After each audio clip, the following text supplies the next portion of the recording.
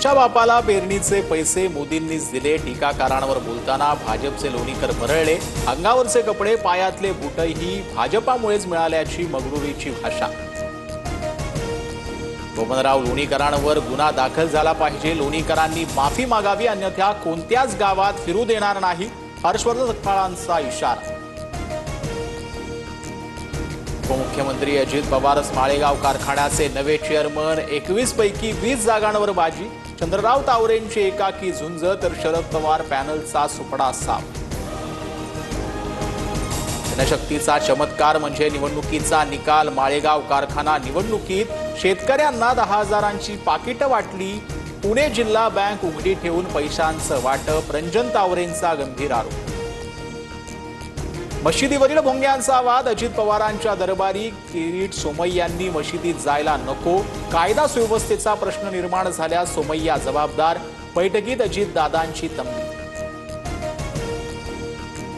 अजितदादांचे आमदार संग्राम जगतापांकडून कट्टर हिंदुत्ववादाचा पुकार। एका विशिष्ट समाजाबाबत वारंवार जगतापांकडून चिथावणीखोर विधान, तर आपण वक्तव्यावर ठाम म्हणत दादांशीही चर्चा करणार असल्याची जगतापांची प्रतिक्रिया। वेळीच एखाद्या व्यक्तीची किंमत समजून घ्या, वेळ गेल्यावरती पश्चाताप करत बसणं व्यर्थ आहे। ठाकरेंच्या शिवसेनेचे आमदार भास्कर जाधवांचं स्टेटस चर्चेत। विधानसभेच्या 76 लाख मतांचं गौडबोंगाल झाल्याचा निवडणूक आयोगावर आरोप। मुंबई हायकोर्टानं प्रकाश आंबेडकरांची याचिका फेटाळली। कोर्टाचा दिवस वाया घालवल्याचा ठपका। पुणे मेट्रो 2 रामवाडी ते वाघोली विठ्ठलवाडी विस्ताराला 3,626 कोटी मंजूर। फडणवीसांकडून ट्विट करत पंतप्रधान मोदींचे आभार। मार्ग 4 वर्षात पूर्ण केला जाणार असल्याचीही माहिती।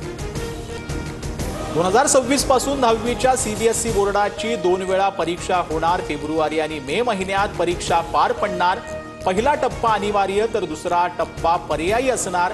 यातले जास्त गुण अंतिम निकालात ग्राह्य धरणार। राज्याच्या इतिहासात प्रथमच 10% आणि टप्प्याटप्प्यानं 5 वर्षात 26% वीज दर कमी होणार। फडणवीसांची वीज ग्राहकांसाठी आनंद वार्ता। घरगुती, औद्योगिक आणि व्यावसायिक ग्राहकांना फायदा होणार। संत ज्ञानेश्वर माऊलींची पालखी वाल्यनगरीत विसावली। उद्या नीरा नदीमध्ये माऊलींच्या पादुकांचं विधीपूर्वक स्नान, तर संत तुकोबांची पालखी रोटी घाट सर करत कुंडवलेल्या ज्या आहेत त्या मुक्कामी। हिमाचल प्रदेशच्या कुल्लूमध्ये मोठा पूर। सेज घाटात ढगफुटी सदृश्य पावसामुळे भीषण स्थिती। अनेक घरं गाड्या पाण्याखाली।